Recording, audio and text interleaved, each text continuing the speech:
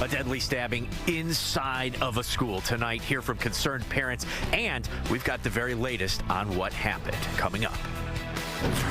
Westland gets $500,000 to add more police. We speak with the mayor about how his police department has changed following the resignation of the last chief and how the department is now moving forward under new leadership. It's next. Israeli forces on high alert in the north after a new threat from Hezbollah's leader. I'm Mike Tobin in Sderot, Israel. Details coming your way. Working for you. Fox 2 News at 5 starts now. We begin tonight with a deadly stabbing inside a local school, but it did not involve students. The violent encounter actually happened at Redford Union High School. Fox 2's Scott Wolchek is telling us that it stems from a clash between custodians. Police say a 42-year-old man is in custody after this deadly stabbing at Redford Union High School. Today, the school is closed, but parents say they are worried. We don't need any more tragedies, right? Because you got all these mass shootings going around. You don't want to be right across the street or where your kid goes. A stabbing inside Redford Union High School, leaving one dead. It happened after school Thursday evening. Carlos Harris says his sister witnessed the murder and walked in on a custodian stabbing another. She was trying to get the guy to calm down, to stop. He wouldn't listen. And she said he had to have stabbed him at least maybe 10 times. She says the look that was in his eyes, she just took off and ran back to the office. And when she got to the office, she locked herself in and she dialed 911. Redford police responded right away, taking the suspect into custody. The man who was stabbed died from his injuries at a local hospital. I can't help but to think that my sister, as she happened upon this, perhaps could have been the other victim. It's a frightening thought. Police have not said a possible motive behind this brutal assault. Parents like Ralph Thomas are just thankful students weren't around when this happened. At the workplace, how you get that upset where you got to stab somebody? I'm kind of worried a little bit about it. I mean, with the days, with society today, you kind of worry about your kids anyway. Letters to parents were sent out. The school superintendent put out a statement as well, reading in part, safety is the district's highest priority and thoughts are with the affected families. The district is taking the matter seriously and at no time were students or staff in danger. My condolences to the family that lost this loved one. I can't even begin to imagine, but it's definitely a discussion and a conversation that needs to be had about how do we protect individuals who are there after hours when perhaps even those security guards may not be. Redford police are investigating this. Of course, there have not been charges handed down yet. Of course, once that arraignment happens, we'll be there and we will keep you updated. Reporting in Redford, Scott Wolchek, Fox 2 News. Another freeway shooting investigation in Detroit, and this time police were forced to shut down the southbound lanes of the Lodge at 7 Mile during the morning commute. We're told Michigan State Police were searching for evidence after 2 people were shot overnight. Both men were taken to the hospital. One victim is currently in critical condition, the other in serious. Anonymous tips can be made to Crime Stoppers. As always, that number is 1-800-SPEAK-UP. Well, a financial boost coming to the Westland Police Department. $500,000 for policing, in addition to the $1 million the city devoted to a department now under new leadership. Fox 2's Hillary Golston has the story. It's a national problem, Hillary. We've had talks with police chiefs all across the country that they're having a hard time staffing these departments. That's true. Law enforcement across the country are in stiff competition to attract men and women to protect and serve. Everybody's kind of competing for the same small group of police officers that are coming out now. The city of Westland is getting a leg up in that. They just got a grant from the DOJ totaling $500,000. We'll have a city match portion of that as well. This is the Community-Oriented Policing Services Hiring Grant, very appropriately acronymed COPS, which will add 4 additional police officers. We have 4 shifts, so that puts 1 body on every single shift, which I know those shift commanders are going to be very happy about. We haven't gotten this grant since 2014 because it's a very, very competitive grant. Police departments across the country are applying for this. Westland's police department, which is currently, according to the mayor, short 5 or 6 officers, endured a massive scandal. The former police chief, Jeff Jedruzik, resigned because these videos came to light depicting alleged misconduct. You feel confident that the issues that happened with the previous chief are not systemic in any way to the department? No, I don't believe so. Unfortunately, those incidents happened over 25 years ago. Many of the officers that worked at that particular time no longer work, or they've all retired and whatnot. So we have a new culture here, a new chief, new new leadership team, and they're working really good. And I meet with them once a week at least, so I talk to them every week, and I challenge them to be better than we were yesterday and better tomorrow than we were today. That was months ago. We've moved on. We have a new full-time chief who's doing a great job, who's got his own ideas, and I love his ideas on how he's willing to move the department forward. The mayor hoping that with new leadership at the police department, they can move forward and be the best they can be. Hillary Golston, Fox 2 News. Well, sad news out of Oakland County. A longtime commissioner has died.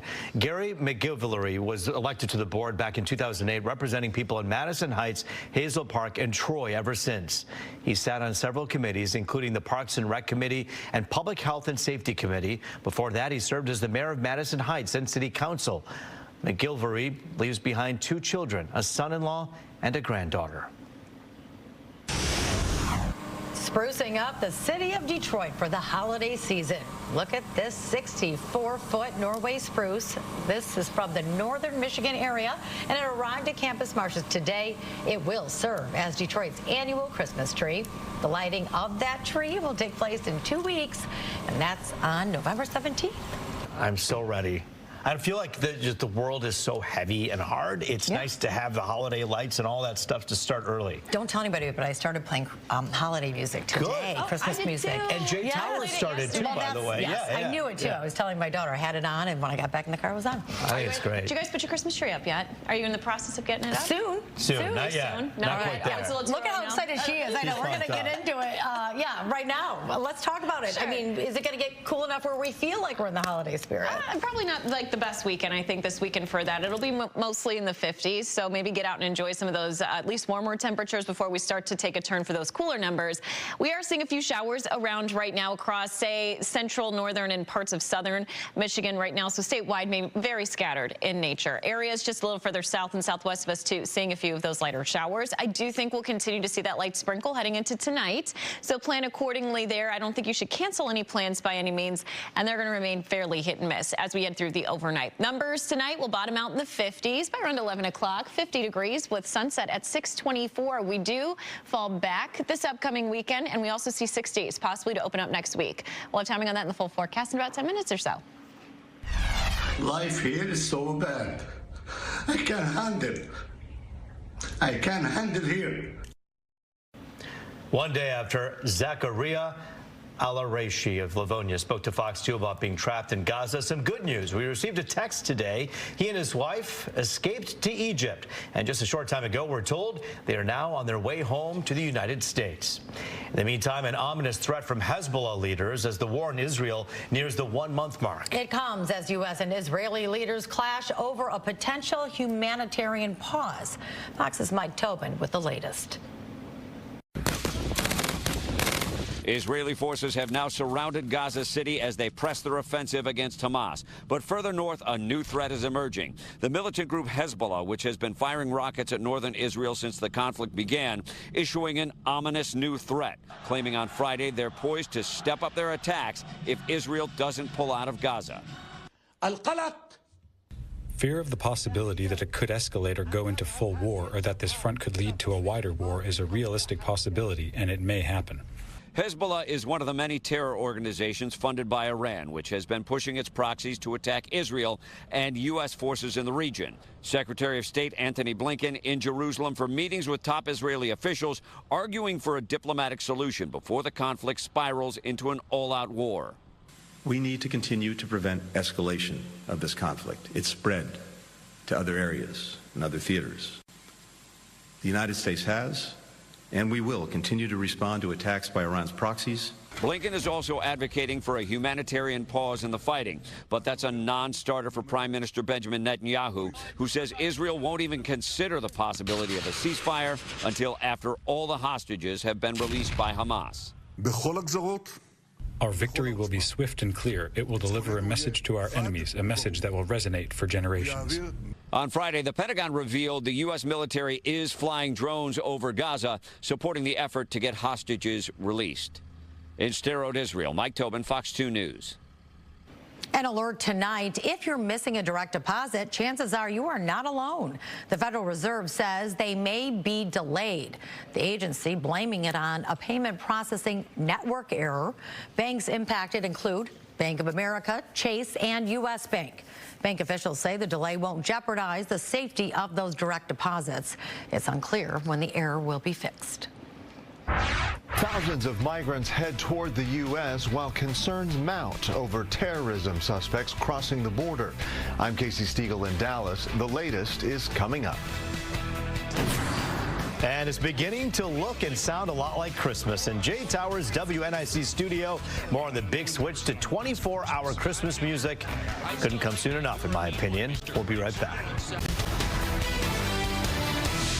We've done absolutely nothing wrong. We have a better company than they could have ever imagined. And this is a big charade that's a huge waste of taxpayer money. The son of former President Trump addresses the media after giving testimony in a New York courtroom. Eric Trump was told to testify in his father's civil fraud trial brought against the Trump Organization by New York State Attorney General Letitia Adams. Eric Trump says he is considering coming back to court next week when his sister Ivanka and his father are scheduled to testify. Well, the migrant crisis looming large for President Biden. The president meeting with leaders in Latin America about this issue. And it comes as one of the largest migrant caravans in more than a year is headed toward the U.S. Fox's Casey Stiegel has more. A large migrant caravan is moving through southern Mexico toward the U.S. Organizers say the group includes some 7,000 people, though it's not clear when they'll reach the southern border. Migrants often wait weeks or months for exit visas under Mexico's overwhelmed system. We were told that the presidents were going to solve it. We didn't see any solution.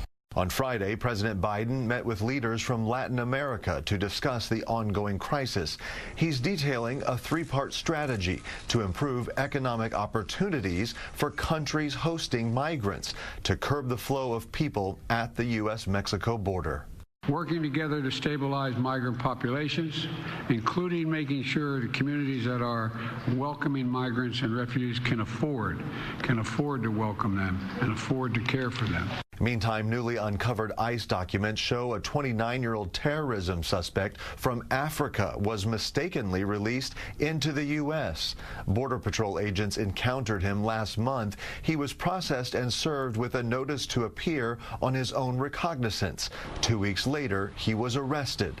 Sources telling Fox News if Border Patrol checks turn up negative, officials may assume the individual is clear. When you have 30,000 or more individuals coming across that border every single month, it overwhelms the system. CBP data shows 169 migrants were arrested at the southern border on the FBI terrorism watch list for fiscal year 2023. That's the latest from Dallas. Casey Stiegel, Fox 2 News. Ended up having a pretty good day. We saw a lot of sunshine to start, and then eventually cloud cover did begin to increase, and we're seeing quite a bit of it right now with maybe a few stray sprinkles around. 57 degrees is what we topped out at for today, and our numbers over the next couple of days very similar to where we were at today, just in terms of highs, and that's what we're settling into right now. 57 in Detroit, 53 in Mount Pleasant, 56 in Lansing. Now, right now we are seeing also a few lighter showers across the state. They're very scattered in nature, nothing really too widespread out of this, and I don't think you should cancel any plans either, just in terms of those rain chances. Just be aware you could maybe be dodging a lighter sprinkle or two heading into tonight and into the overnight. Lows tonight, as we approach midnight, will cool to the 50s, bottoming out in the low 40s, and then highs tomorrow, topping out in the middle 50s. Early sprinkles possible, but I do think we salvage the afternoon during the day. Hour by hour shows mostly cloudy skies to start, then eventually we should see just a little bit more sunshine through the afternoon tomorrow. Daytime highs topping out in the middle 50s, and over the next several days, numbers will remain in the mid-50s, so a much more milder stretch, I think, got ahead of us, at least compared to last weekend. 54 degrees on Sunday. By Monday, we should be in the lower 60s, but that's our next opportunity for some rain. Also, very breezy conditions, too, to start off early next week. The 7-day forecast shows numbers mainly in the 50s. There might be a 60 here and there, but most of us very close to seasonal. Don't forget, we do fall back an hour late Saturday night, if not early Sunday morning. So be prepared for that. Otherwise, most of next week looks quiet with maybe a few rain chances heading through the day on Wednesday, Thursday, and Friday. Ruben, Taryn? Thank you so much, Stephanie. Well, ready for it or not, it is here today. WNIC flipped the switch to 24-hour Christmas music. I'm so excited about this. Here's Jay Towers from his holiday studio. Jay. Well, hello from the 100.3 WNIC Christmas studio. The Sherwood Forest comes in here and they decorate this. They make it a winter wonderland. We're listening to Nat King Cole. It's very festive. We're taking a little break here because today was the day that WNIC went all Christmas. We've been doing it over 20 years. It has become a tradition in the Motor City, and I feel like it's something that people really look forward to, especially when the weather's right. Now, today it's a little bit warmer, but think about it. We had snow on Halloween, and that next day, people were like, well, this would have been perfect for Christmas music, but this is the right time to do it. People have been really excited. The response has been great. We're getting a ton of requests, and the holiday season is here. I mean, the stores are decorated, right? I mean, those look great, and now people are getting festive. You know, I do the morning radio show, and I'm not on Fox 2 with Allison and Chelsea, and there they are over there. Let me go over and see them. Hold on, I'm walking around. I'm working the mic. Allison, we talked about this earlier this morning on the show, that this is an anniversary for you. It is. 7 years ago, we always have a celebrity flipper in, and 7 years ago, it was me, and that began I stayed. Ever since I flipped the switch, and I stayed. But speaking of celebrity flippers, you just played the Nat King Cole. That was a song that was first when Huel Perkins was the celebrity flipper. But is he an award-winning author? He's not. I am. But there's time. Chelsea, in addition to being on the show and doing the Hollywood Minute and all that, Chelsea is also responsible with always getting the phones, make sure our listeners are being attended to. What are people saying? People are really excited. I mean, I think there's just a lot going on in the world right now, so being able to have a little bit of happiness, which the Christmas music always brings, is really helping. And I know, like, for me personally, I grew up listening to WNIC. I was born and raised here, the only one out of the three of us. And I remember when the switch would be flipped, and it was so exciting. And now to work here and be able to do that and bring that kind of happiness to everyone is great. What are you saying? We're not born and raised Detroiters? You're not. That's what I heard. Totally heard that. She's right. We're not. But we've been adopted by this great city, and we've been here a long time, and so will the Christmas music. So we're having a good time today in our iHeartRadio studio, our WNIC, Detroit's Christmas station. Happy to be back for another season, going strong. We'll send it back to you. The U.S. adding 150,000 jobs last month. I'm Caroline Shively in Washington. I'll tell you what it means for the economy coming up. In Money Works, the latest job report shows the labor market still remains strong despite some economic troubles. With new jobs hitting the market, President Joe Biden says his Bidenomics plan is working. Fox's Caroline Shively with more. Employers pulling back on hiring. The economy adding 150,000 jobs last month compared to September's 297,000. In this latest report, September's number was revised from 336,000. Can I just say this ridiculous every month? Yeah. Can we get this data together? Unemployment is at 3.9%. 0.1% higher than September. This is a sign of a cooling labor force. Economists are saying the United Auto Workers strikes against the big three auto companies were partly to blame for the slump. The strike activity accounted for 33,000 jobs lost. But those strikes ended this week with tentative settlements in which the companies granted significantly better pay and benefits to the union's workers. The job market is still fairly strong out there. There are jobs out there. I'm not crying Armageddon here, but I do think that those rising interest rates are really starting to bite right now. Some economists complaining about the source of the hiring, with government creating the most jobs. We need the jobs in manufacturing and construction and housing, in business services. But President Biden welcoming these reports as a sign Bidenomics is working. Taking a victory lap Friday with a business summit at the White House. This is an example of what we can deliver when we work together. The Fed decided this week to keep interest rates the same. Those rates are at a 22-year high as inflation remains nearly double the target. In Washington, Caroline Shively, Fox News. Pfizer laying off around 200 people at a plant in West Michigan as the company sees a loss in revenue. The employees are being let go at a facility in Portage. This week, Pfizer reported it lost more than $2 billion last quarter alone. Sales of its COVID-19 products have seen a steep drop. The company says it's now shifting focus to its non-COVID related brands. Wall Street marking the stock market's best week in more than a year. The Dow added another 222 points today. The Nasdaq picked up 184. And the S&P 500 is up 41. Target wants to be a one-stop shop option for your Thanksgiving feast. They claim you can create a budget-friendly meal for four for less than $25. Yep, that includes a basted 10-pound turkey, gravy, potatoes, mushroom soup, canned beans, cranberry sauce, and stovetop stuffing. You can log onto their website or app to find the deal. You could also choose the curbside pickup option and have them do the shopping for you. Wow, good deal. I'm hungry now. You know, there's a lot of people in Macomb County that don't think that it's an issue, and it is an issue all over. Homeless shelters are closing. Temperatures are dropping. How this winter shelter in Macomb County is hoping to help, but they can't do it alone. How EMU is helping high school girls open the door to a career in STEM.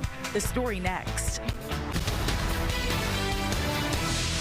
UAW leadership is planning to share details of their tentative agreement with GM tomorrow. Union President Shawn Fain will speak on Facebook Live starting at noon. Rank and file members will have to approve the deals before it becomes final.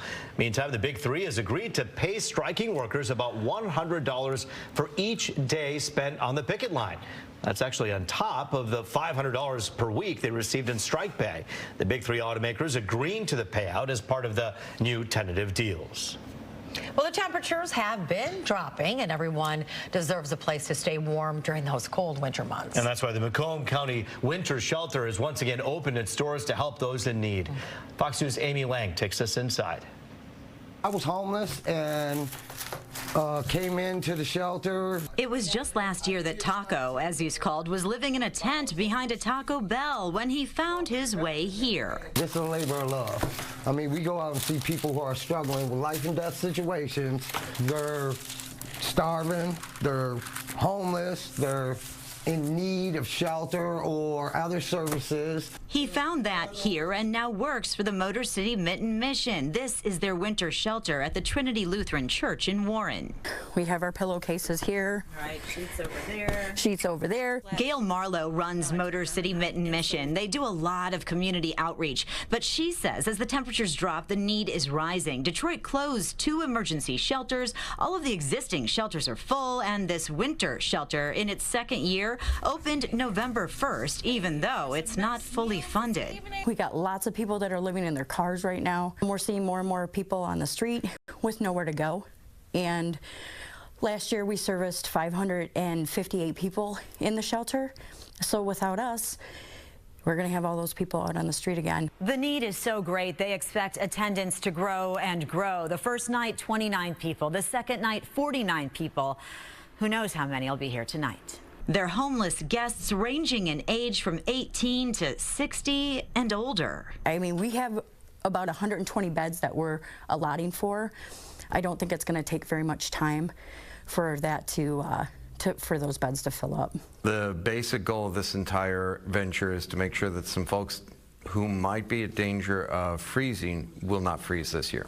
Pastor Ryan Reese says even though the shelter is located in the church's former school building, it's not religious in nature, and all who are homeless and hungry, many who have mental health challenges, are welcome here. Living on the streets for any length of time is a huge amount of stress and trauma to a person, so they are always undergoing a lot of personal experiences that make life more difficult. But other churches, businesses, and organizations are trying to help with volunteers and monetary donations, as well as food, clothing, even mobile showers. The point is to put people in touch with services they need, from housing to resources for mental health and substance abuse. Many of the people that we are assisting are looking for ways to move out of this situation. People like Joseph Burks. Gail actually found me in a parking lot in my car, invited me in. Burks had been living in his car after leaving his apartment due to a domestic situation. Now he's in another apartment and working for Motor City Mission. Coming through this program, they do help you a lot more. They have community housing comes through, and they help you to find some housing. I mean, all in all, it is up to you, you know, to follow and to do what you need. But I mean, I was successful. It didn't take me long, about 8 months. It took about 8 months to get through the program. Congratulations. Thanks. Fantastic. To learn more about the program, to help with much needed funding or volunteers, visit motorcitymission.org. In Warren, Amy Lang, Fox 2 News. A wonderful place, a great initiative. Well, Eastern Michigan University's Digital Diva program hosted their 13th annual STEM conference today. The event allowed students to get some experience in the field through hands-on workshops. Fox 2's Ingrid Kelly takes us inside the event. I was interested in the STEM field beforehand. But despite her family cheering her on, 16-year-old Reem still heard the voices of doubters. In my background, in my cultural background, women aren't exactly known to go into any field. They're mostly to stay at home. So when Reem heard about Eastern Michigan University's Digital Diva program, an event to inspire young girls to explore the world of science, technology, engineering, and mathematics, also known as STEM, she knew she had to get on board. I decided, yeah, this might be an awesome opportunity to just get to know the different fields that I could be going into. Who shakes hands like that?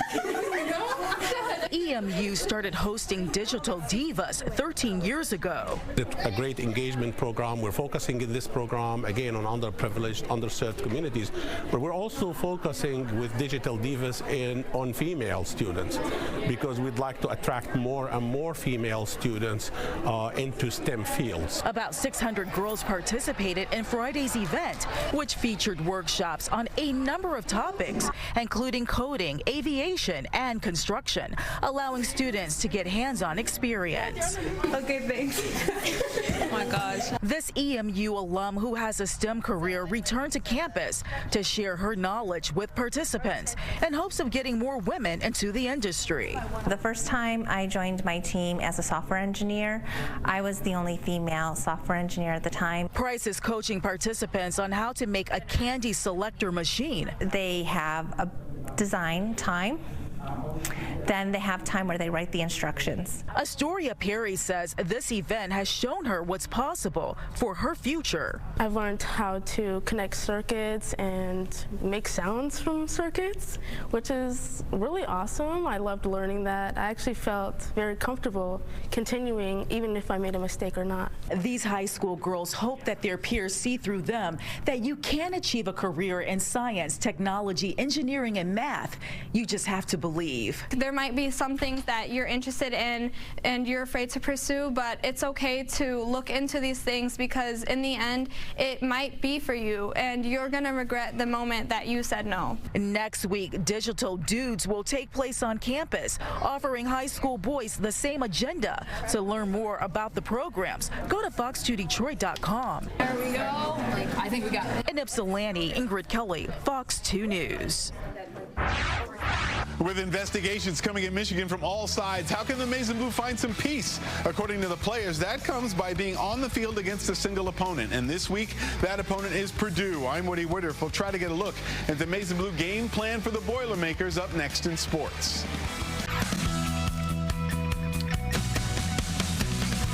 In HealthWorks, we know fruity sports drinks and sodas aren't exactly good for us. And now the FDA wants to ban an ingredient used in those drinks. According to the agency, brominated vegetable oil, or BVO, is no longer considered safe. The additive is used to prevent citrus flavoring from separating and floating to the top. BVO contains bromine, an element found in flame retardants, and can cause damage to the liver, heart, and brain. Most big brands like Coke and Pepsi have already stopped using the ingredient, but it can still be found in smaller grocery store brands and some popular regional beverages.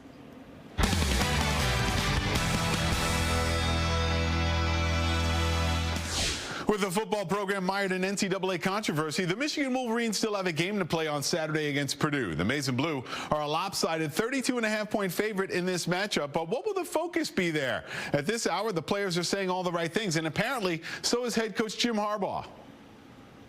The team's prepared to play 12 o'clock kickoffs, 3:30, 7:30, 9, whatever it is. It's a team that understands and prepares, and whatever the situation. It's not always going to be 72 and 0 humidity either. I mean, there's going to be, could be cold, could be wet, could be hot. So they don't have to have everything set perfect. To the NHL, the Red Wings got dominated by the Florida Panthers last night on home ice, and that's got the players and coaches searching hard for a way out of this early season stumble. Might some home cooking against the Bruins do the trick? Red Wings forward Alex DeBrincat knows the value of patience, and he's eager to let the game come to him rather than chase and make mistakes. Past couple performances here haven't been great, but hoping to turn that around tomorrow.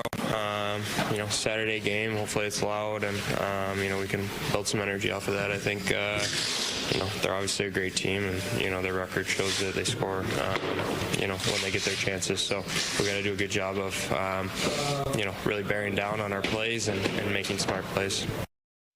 So we'll see if Detroit can get back on track after losing 4 of 5. But things are a whole lot worse in San Jose. The Sharks at home facing the Canucks last night, and they got rocked. Vancouver scored 4 goals in each of the first 2 periods, added 2 more in the third, and won it by the final of 10-1. The Sharks yet to have a win this season through 10 games, and they only have 1 point. Get this, San Jose has scored just 10 goals total as a team. To put that in perspective, Red Wings forward Alex DeBrincat has scored 9 goals all by himself through 11 games for Detroit. So we'll see what happens on the ice with the Red Wings. But coming up at 6, we will look at college basketball because Michigan State starts the regular season on Monday night against James Madison, and we'll see what Tom Izzo has to say about this year's squad coming up at 6. Always good to hear from Izzo. Yeah, definitely. All right, thanks, Woody. Sure, see you then. Jailbird in the Hall of Shame. You're in the Hall of Shame. Come on in. The water's perfect here in the Hall of Shame. He's a legend when it comes to chasing down crooks, exposing scammers, and getting results for people who need it most. And tonight, we're putting Rob Wolchek in the spotlight. His son sits down with him about his legendary career. We'll be right back. As you know, we've been celebrating 75 years of TV2 for the last month, and there's one name famous for one phrase that we need to talk about. Problem solver Rob Wolchek. He has been putting scammers and bad guys in the Hall of Shame since 1997 here at Fox 2. So who should do the story? We thought who else but his own son, our newest addition to the team, Scott Wolchek. He looks at his legendary career. Hey. Whether he's busting bad guys. This is ambush journalism, sir. Yeah, cry me a river. Or testing out as seen on TV products. I cut this loaded half. Everyone knows Fox 2 wouldn't be the same without the Hall of Shame. For more than 25 years, my dad, Rob Wolchek, has used his investigative prowess to help his community. Warren. Rob Wolchek from Fox 2. Oh, where you going, Warren? Why are you doing scams, man? You've been caught so many times before. You know you're going to go back to jail, don't you? Rob shines a spotlight on scams, ripoffs, and since the 90s, he's confronted more than 500 people to get answers. How come you got all these junky cars in your backyard? Oh, you're full of By the time we're going after the bad guys, I'm so excited to be able to talk to these people. I know what they've done to the victims. I know how much the victims have suffered. I know how angry the victims are. I can't wait to talk to them. Is this your house here? Yes, it is. Are you this house? Oh, come on, Omar. Paul, do you have the paperwork or not? You want to show me? Business what I have. So, how did we get here to the point of me interviewing my dad? I'm not used to sitting in a chair and being interviewed. I'm not used to interviewing my dad. Well, my dad's career started back in 1978, Farmington, New Mexico, where his first broadcast was when he was only 19 years old at KRZE Crazy Country, spinning hits like butter beans. Well, just a bowl of butter beans. His first TV news gig was at KGET in Bakersfield. Then he moved on to KJEO in Fresno, where he did everything from daily news. Remember, you're going to be dealing with bleach, so make sure you have the right clothes on. To busting scams and helping others. Tell me what this means to have this guy come in and do this. I can't explain how happy we are about it. Rob came to Fox 2 in 1997 under former news director Neil Goldstein. He put together this incredible team. It's unlike any other TV station in the country, I think. And our viewers love us. And Metro Detroit became his home. Generations of Detroiters stay up late to watch My Dad's Stories. They remember the stories. It's a special place. It really is a special place. What else is special? His catchphrase. So as you know from being my kid, Dad gets people that yell out at him all the time. Hall of Shame, Hall of Shame, Hall of Shame, you know. The Hall of Shame. When you first had to say Hall of Shame, didn't Neil have to make you like kind of keep doing it over and over? We were in the studio shooting the closing to one of the stories, and they kept saying, sell it, you know, sell it. And I was doing you're in the Hall of Shame, and you're in the Hall. And so finally, just kind of comically, I said, all right, I'm going to give these guys a real Hall of Shame. So I did, you're in the Hall of Shame. And they were like, that's it. It was a joke, but it caught on, and now it's famous, and now I can't do a story without doing it. What's truly wild, he's 64 years old and still chasing these guys down. Hey. You really love it. I do. I think that the Hall of Shame is really special to you because you're helping people. That's true. Yeah, I when I got into the reporting business, I wanted to make a difference. I wanted to do something that helped people. He certainly has. Oh, I'm glad you got him. And being able to tell stories here in Detroit and having fans across Michigan, across the country, has helped him. I really feel like I'm blessed to have this job. I feel like I'm blessed to have this job. I get to do these stories. I get to help people, and I want them to be good. So I'm going to put 100% into them. That's it. Imagine being Scott, though, as a kid. Yeah, and like people everywhere walking you up to go, you saying, like, Hall of Shame. And somebody like, Dad, and not, we stay home. Do we have to go out? People? Right? Exactly. You gotta have fun with it. Did he say that to you, Stephanie, when you met him in the hall for the first time? Yeah, you were just talking about the first time you met Rob, right? Yeah, the first time I did, we had a very interesting interaction. Did not say that, though, but it's okay. It's great. He is very funny. We are looking at a lot of cloud cover moving in right now, though. You would have been looking at the Southfield camera. There are a few lighter showers around at the moment, but nothing really too steady for us here across southeast Michigan, and I think we're going to carry over that chance overnight and into tomorrow morning.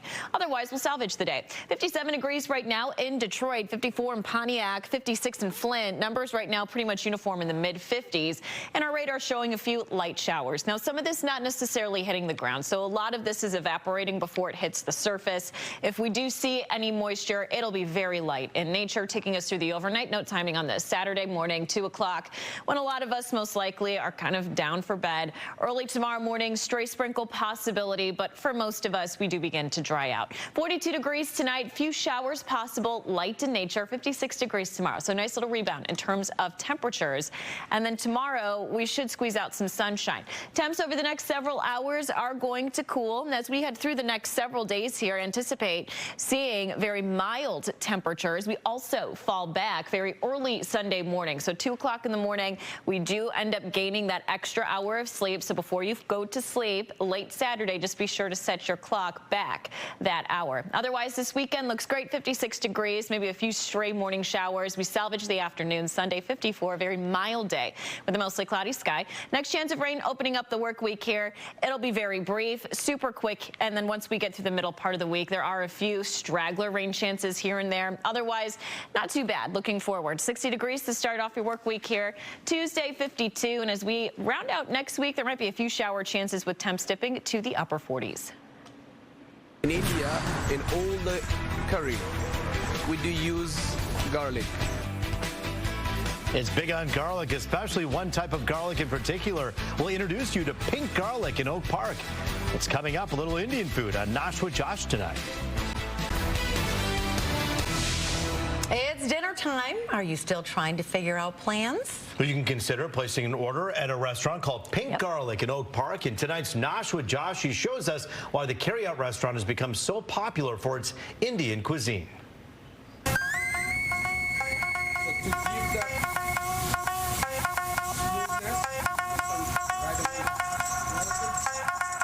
Pink Pink garlic is not only a catchy name, but also part of the Indian culture. In India, in all the curry, we do use garlic. And pink garlic, among all the type of garlic, pink garlic is the prominent and very like organic things.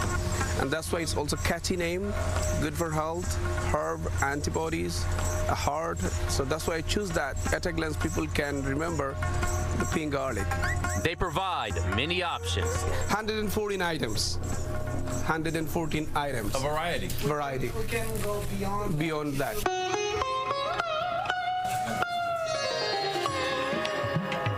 No need to go beyond, but we can break down a few entrees for you, including the chicken 65. Smells good. Smells darn good.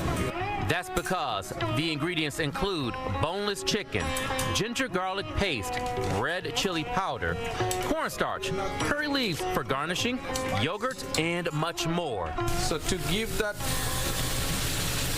smoothness, you put some right amount of water. Mr. Raymond is perfectly fine sharing some of his tricks of the trade.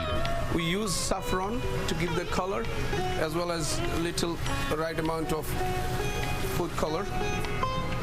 So as you can see, it's now getting thicker. Then you have the butter chicken. It has got bay leaves, cinnamon, cardamom. We grind all of this, make this powder. Chef Raymond heats up the butter and oil into a pan to medium heat. Add all the needed items, mixing it well. Cover the pan for about 10 to 15 minutes until the chicken is cooked well. Add a little cream to the pan, simmer for another 5 minutes. A little salt according to taste, and served hot over rice. So now we are using cream. So you use no nuts? No nuts. Not any of these dishes. We don't use any nut at all. This family has become known internationally. So we got awarded best restaurant in London. The accomplishments, the recipes, and more have to be credited to grandmother, who is 118 years old. Her advice, put goodness out into the universe, and goodness will come to you. All the lovely people surrounding us, even in all over Metro Detroit. They're amazing people, amazing people. They know the quality of the food. They know to share their experience to the other people. So this is why I felt like one of the great things that we have done, which is to be a part of the Michigan. Working for you. Fox 2 News at 6 starts now. New developments tonight in the UAW contract negotiations. Union President Shawn Fain expected to make an announcement on Facebook Live at noon tomorrow about the deal with Stellantis. In the meantime, an unusual move by the big three, Ford, GM, and Stellantis, all agreeing to pay workers for their time on the picket lines. Here's Fox 2's Scott Wolchek. As UAW workers vote on whether to ratify this latest deal with GM, it's now come out that UAW workers who were on the picket lines will receive at least $100 for each day that they were out on those lines. That's on top of strike pay. I'm told that's a big win for the union. That is huge. It's enormous. Scott, I cannot explain to you what that meant to the strikers. I spoke to 3 of them just in the last few days. They're overwhelmed. One was in tears. The light is at the end of the tunnel for UAW members like Nick Catalis. Tentative agreements have been reached between the UAW and the Big Three after more than a month of hitting the picket lines. Members are voting on each of the contracts to ratify them. On the table from each of the companies, each offer at least 25% wage increases, cost of living adjustments, extra strike pay for workers who were on the picket lines and laid off due to the strike, as well as ending tiers. How big is it to end tiers?